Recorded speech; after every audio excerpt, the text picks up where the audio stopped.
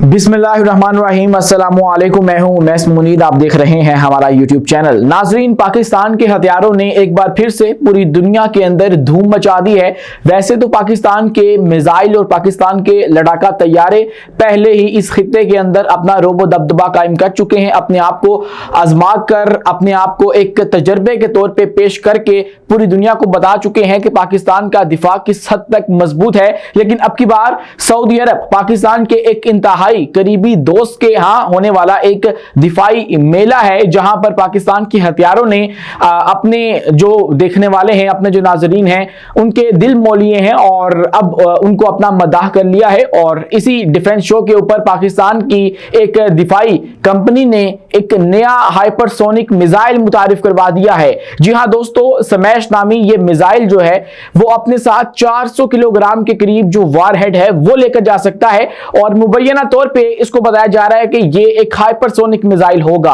और पाकिस्तान के पास ये हाइपरसोनिक मिसाइल अगर आ चुका है तो ये हमारे हमसायों के लिए कोई अच्छी खबर बिल्कुल नहीं है। इस खबर की क्या तफसीलात हैं और उस डिफेंस शो के अंदर पाकिस्तान के JF-17 थंडर ने किस तरह से ये मेला जो है वो लूट लिया है, इससे मुतालिक भी आपको आगाह करेंगे इसी वीडियो के अंदर। और साथ ही साथ आपको ये भी बताएंगे कि किस तरह से सऊदी अरब में ही पाकिस्तानियों के लिए, पाकिस्तानी नौजवानों के लिए जो अपॉर्चुनिटीज हैं, जो सुनहरी मौके हैं वो पैदा हो चुके हैं। कैसे पाकिस्तानी जो है वो अपना वीजा भी स्पॉन्सर्ड करवा सकते हैं और वहां पर जाकर स्कॉलरशिप्स के ऊपर जो अपनी खदमात हैं वो सर अंजाम दे सकते हैं। और जो मोहम्मद बिन सलमान का VN 230 है उसका हिस्सा बन सकते हैं और उससे फिर जो अपना मुस्तकबिल है वो भी वो संवार सकते हैं। इन अपॉर्चुनिटीज के मुतालिक आपको आज की इस वीडियो में आगाह करेंगे। लेकिन इस सब की तरफ बढ़ने से पहले हमारी आपसे 10 गुजारिश है कि इस चैनल को लाइक करें, सब्सक्राइब करें और बेल आइकन को दबाना हरगिज मत भूलें। नाज़रीन, इन सब खबरों की तरफ तो जाएंगे, लेकिन उससे पहले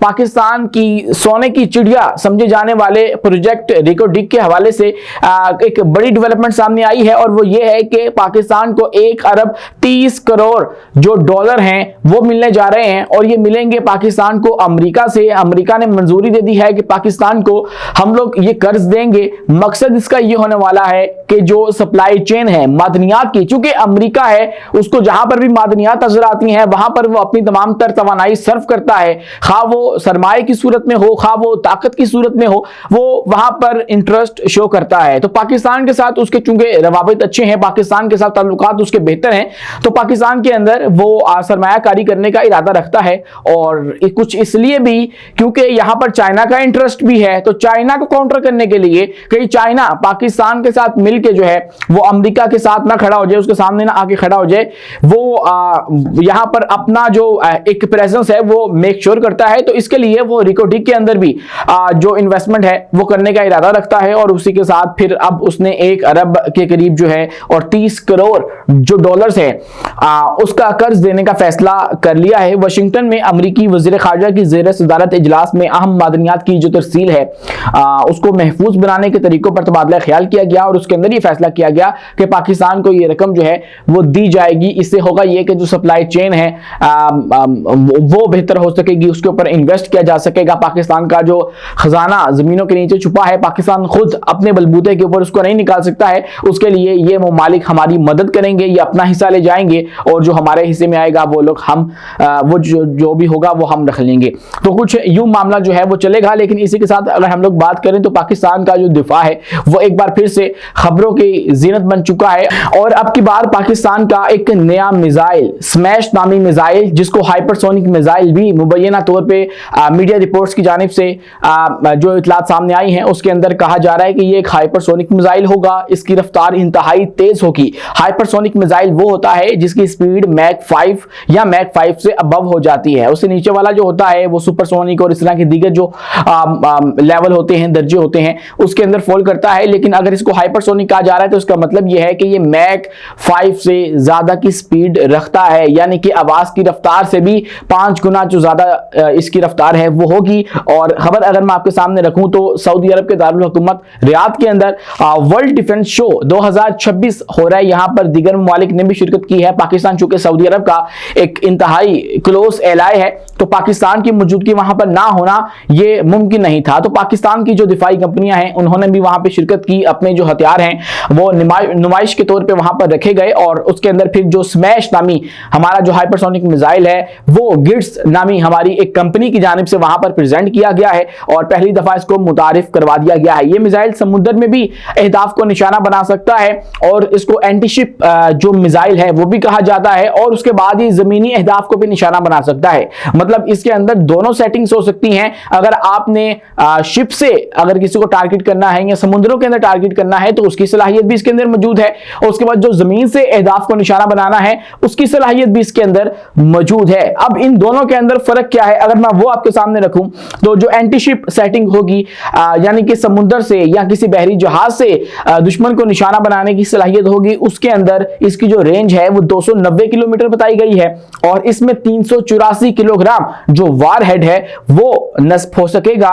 जबकि नेविगेशन के लिए HDGNS assisted inertial navigation system के साथ एक्टिव रडार सीकर इस्तेमाल किया गया है। इसी के साथ जो मिसाइल में single stage dual thrust sold rocket motor लगाई गई है। कंपनी के मुताबिक इस मिसाइल की जो CEP है यानी कि इसकी जो दुरुस्ती है, इसकी जो प्रेसिजन है वो 10 मीटर या इससे कम है, यानी कि 10 मीटर के जो रेडियस है या फिर जो सर्कल है उसके अंदर ही ये जाकर गिरेगा, अपने हदफ के आसपास उससे बाहर या इधर उधर जाकर ये नहीं गिरेगा। इसका मतलब ये होता है कि इसकी इतनी प्रेसिजन जो है वो है।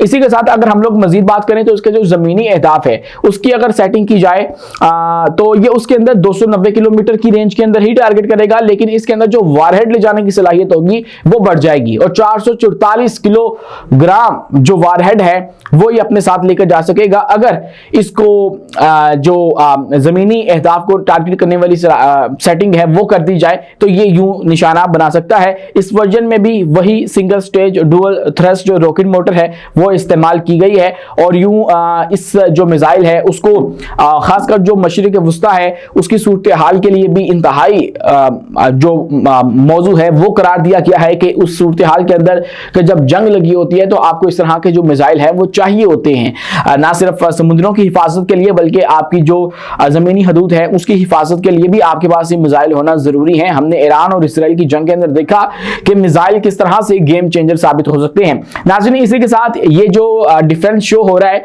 2026 का वर्ल्ड डिफेंस शो, इसके अंदर पाकिस्तान ने अपने जो JF-17 थंडर हैं उनको भी सऊदी अरब भेजा और वहां पर बताया जा रहा है कि इन्होंने मेला लूट लिया है। तमाम तर जो नाजरीन थे उनकी जो निगाहें हैं वो JF-17 थंडर की तरफ ही थी और ये बहुत ही ज़्यादा जो अहमियत है वो इख्तियार कर चुका है और वहाँ पर जो शहजादे हैं उन्होंने भी उसके अंदर शिरकत की है। पाकिस्तान की तरफ से पाकिस्तान के वज़ीर दिफा ख्वाजा आसिफ वहाँ पर मौजूद थे और वो नुमाइंदगी कर रहे थे और फिर ये जो हमारे हथियार हैं ये वहाँ पर काफ़ी अहमियत इख्तियार करते हुए नजर आए हैं। लेकिन इसी के साथ सऊदी अरब को लेकर एक और बहुत बड़ी जो खबर सामने आ रही है वो ये है कि सऊदी अरब के अंदर चूंकि VN 2030 को लेकर बहुत सा काम हो रहा है, बहुत से नए जो प्रोजेक्ट्स हैं वो शुरू किए जा रहे हैं, तो ऐसे में वहां पर डिमांड जो है वो बढ़ चुकी है। डिमांड उन ज़हीन लोगों की जो कि उनके VN 2030 की तकमील के अंदर उनके काम आ सकते हैं, यानी कि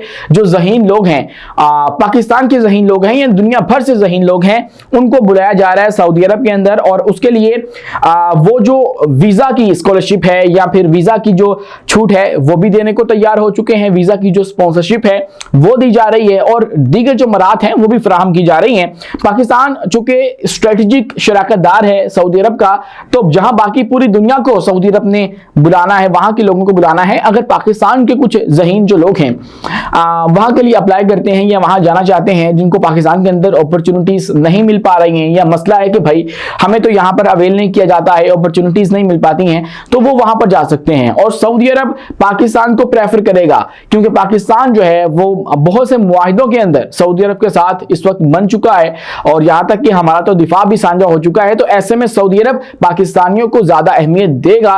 इस बात के अंदर जो है वो आपको मुमकिन जो सूरत हाल है वो नजर आती है और ऐसे में कि जब आपके अपने जो जो पाकिस्तानी हैं वो 5 लाख की तादाद में इस वक्त सऊदी अरब के अंदर मौजूद हैं। पिछले साल भी कोई 70,000 के करीब जो पाकिस्तानी हैं वो सऊदी अरब चले गए और वहां पर जाकर रहने लगे, लेकिन ज्यादातर लोग वो हैं जो कि बहुत ज्यादा स्किल्ड नहीं हैं, जो कि माहिर नहीं हैं और वो वहां पर जाकर मजदूरी या लेबर तबके से ताल्लुक रखते हैं। तो ऐसे में जब पाकिस्तानी जो ज़हीन दिमाग हैं वहां पर जाएंगे और उनके लिए वहां पर अपॉर्चुनिटीज होंगी, तो ना सिर्फ उनका मुस्तकबिल बेहतर होगा बल्कि उनके जो कुंबे इस वक्त पाकिस्तान के अंदर मौजूद हैं वो रेमिटेंस जब उनको भेजेंगे तो पाकिस्तान की मईशत भी स्ट्रॉन्ग होगी, पाकिस्तान की जो इकोनॉमी है उसके अंदर भी बाहर से पैसा आएगा और पाकिस्तान के सर्कल के अंदर शामिल हो जाएगा, जो कि पाकिस्तान के लिए अच्छा ही अच्छा है। तो आज के लिए इतना ही। अपने मेजबान उमैस मुनीर को दीजिए इजाजत, मिलते हैं अगली वीडियो में किसी नई मालूमात के साथ। शुक्रिया, अल्लाह हाफिज।